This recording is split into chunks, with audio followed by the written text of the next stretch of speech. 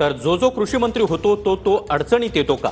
कारण 2014 मध्ये भाजपचं सरकार होतं, त्यावेळी कृषी मंत्री एकनाथ खडसे होते. 4 महिन्यामध्येच त्यांच्यावर आरोप झाले आणि त्यांना राजीनामा द्यावा लागला. त्यानंतर 2022 मध्ये शिंदे फडणवीस सरकारच्या काळामध्ये दादा भुसे यांच्याकडे कृषी खातं गेलं. त्यावेळी ड्रग्ज प्रकरणामध्ये विरोधकांनी त्यांच्यावर आरोप केले होते.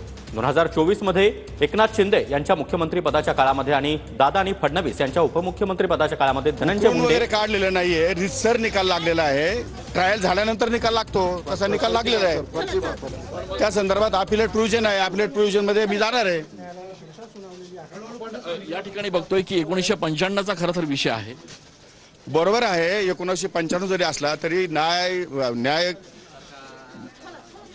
न्याय प्रणालीनुसार तुझा निकाल आज लागलेला आहे. त्यामुळं त्याला उशीर जरी झाला असला तरी निकाल तर आज लागलेला आहे की नाही, त्यात सारी कायदेशीर प्रोसेस फॉलो करून त्यासाठी अपिलेट प्रोव्हिजन मी करणार आहे. 10% कोट्यातलं नेमकं काय घडलेलं काय आता हे न्यायालयीन बाब आहे, या संदर्भात मी तुम्हाला जास्त भाष्य करणार नाही. अपिलेट प्रोव्हिजन ज्यावेळेस होईल त्यावेळेस आपण माझी बाईट घ्या किंवा आमच्या वकिलाबरोबर बोला, ते तुम्हाला सविस्तर सांगतील.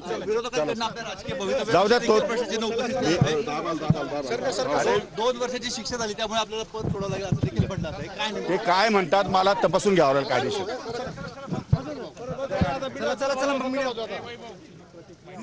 तर माणिकराव कोकाटे यांनी माध्यमांशी संवाद साधलेला आहे. मी वरच्या कोर्टामध्ये न्याय मागणार, कायदेशीर प्रक्रिया पूर्ण करणार असल्याचं देखील त्यांनी सांगितलंय.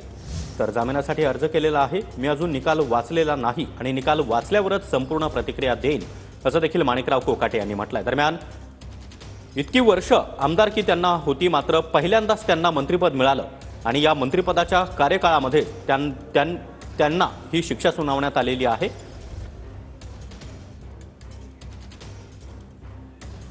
तर आमदारकी रद्द होणार का? 1995 मध्ये कागदपत्रांची फेरफार आणि फसवणूक केल्याचा प्रकरणामध्ये कोकाटे आता दोषी आढळले.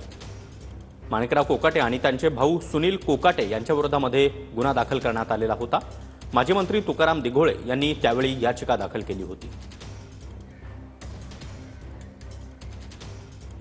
तर नाशिक जिल्हा न्यायालयानं कोकाटे आणि त्यांच्या भावाला 2 वर्षांची शिक्षा सुनावली आहे.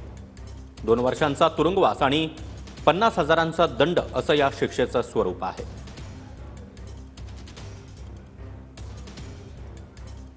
तर कृषी मंत्री माणिकराव कोकाटे यांच्या अडचणीमध्ये वाढ झालेली आहे. 1995 मधील प्रकरणामध्ये त्यांना 2 वर्षांची शिक्षा सुनावण्यात आली.